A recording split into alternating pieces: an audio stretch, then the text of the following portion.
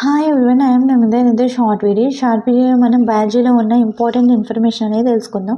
ఇక్కడ first one చూసినట్లయితే organisms that lives inside host and arms it.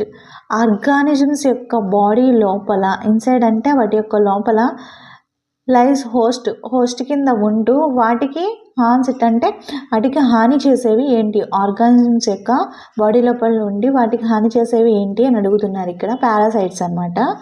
Second one చూసినట్లయితే proteins that helps in blood clotting. A protein అనేది blood క్లాటింగ్కి help చేస్తుంది అని అడుగుతున్నారు. Fibrinogen అనమాట.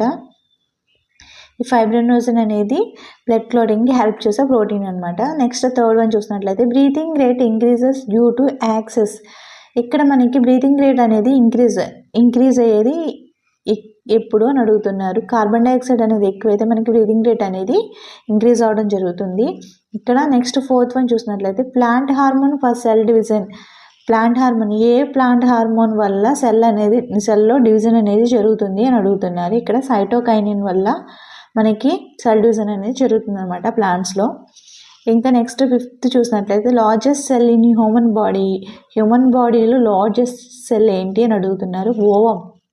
ఓవం అనేది హ్యూమన్ బాడీలో లార్జెస్ట్ సెల్ అని చెప్పొచ్చు. దీన్ని ఎగ్ అని కూడా మనం అనవచ్చు.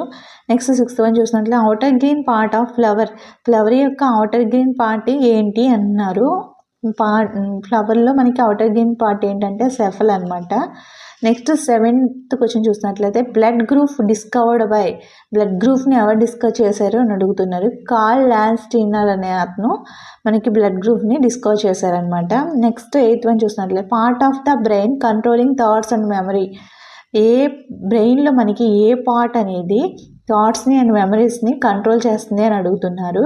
ఏ పార్ట్ అంటే సెరిబ్రమ్ అనే పార్ట్ అనేది మనకి థాట్స్ని నెక్స్ట్ మెమరీస్ని కంట్రోల్ చేస్తుంది అనమాట. నెక్స్ట్ నైన్త్ వన్ చూసినట్లయితే vitamin made by skin in sunlight.